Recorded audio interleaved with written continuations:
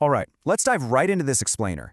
Today we're looking at an incredibly unexpected secret weapon that modern workplaces are using to literally boost their bottom line. We're talking about office aquariums. Now I know, you're probably picturing a sad little fishbowl on a receptionist desk, right? But scratch that. We're looking at something way more strategic here.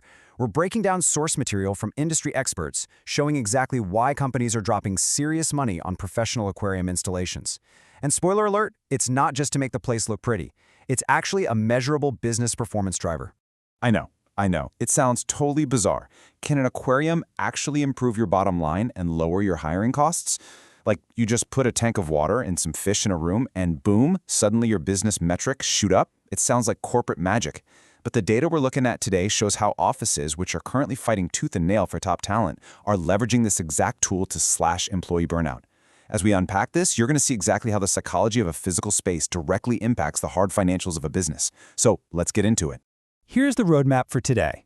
We're starting with more than just decoration, then looking at the well-being and workflow shift. After that, defining aquarium ROI, followed by tangible versus intangible returns, and finally wrapping up with executing for maximum impact. All right, Section 1. More than just decoration, not just aesthetics. This is where we need a massive mindset shift. The old way of thinking, people just saw aquariums as purely aesthetic, right? Just an expensive, flashy visual decoration, maybe a vanity project for the CEO. But the new view? Totally different.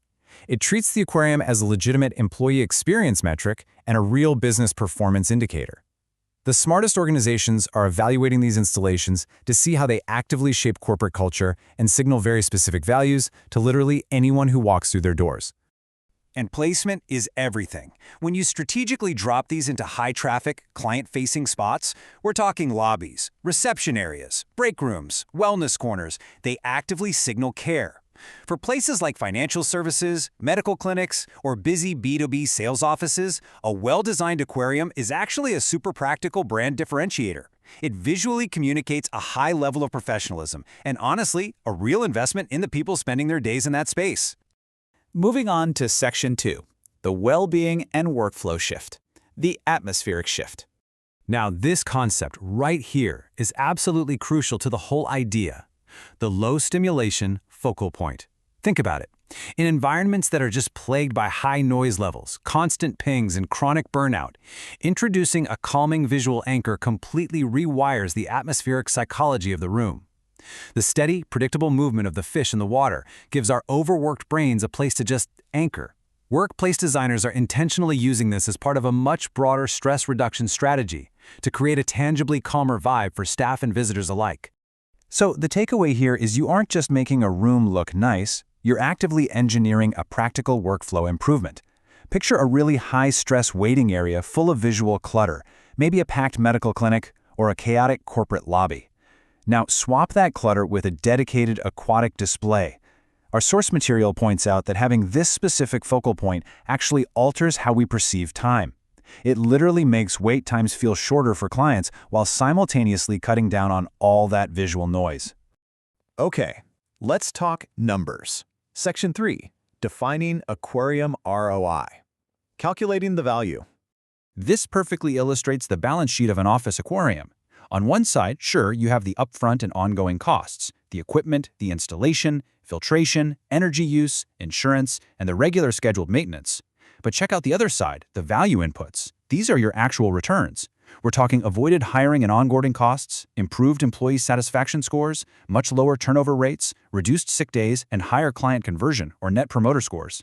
This ROI worksheet approach really forces decision makers to weigh that operational burden of maintenance against the very real, highly lucrative financial value of retention and wellness.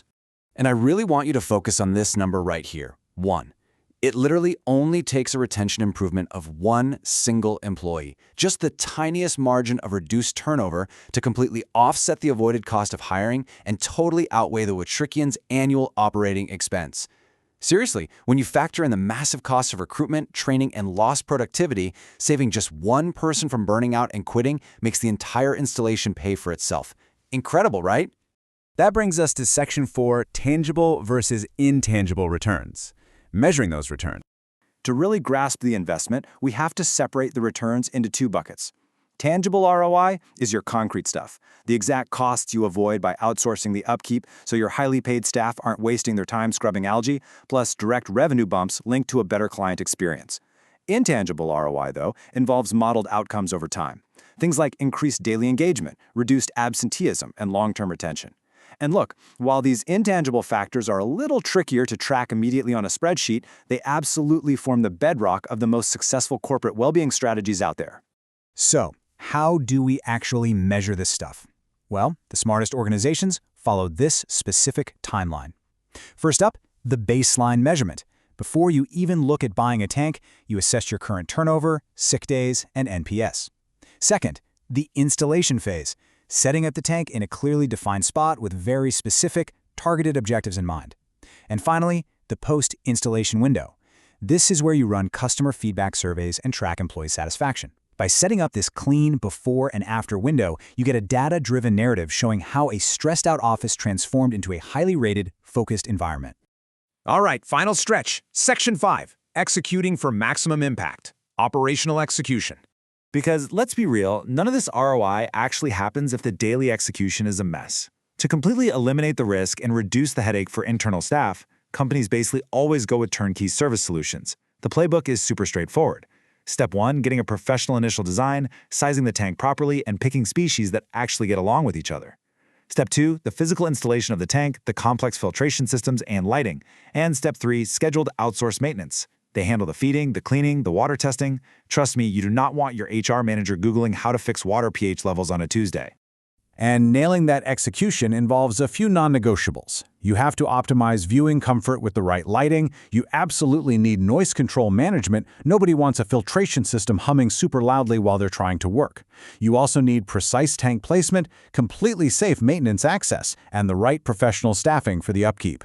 If you nail these elements, the aquarium works for you instead of you working for it.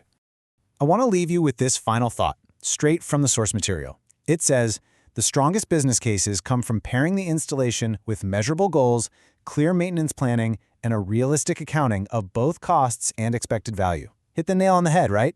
It's really all about intentionality from start to finish. Which brings us to our final question for this explainer. If a simple strategic shift in your physical environment could actually lower your turnover rate and boost your client net promoter score, isn't it time to calculate your own ROI?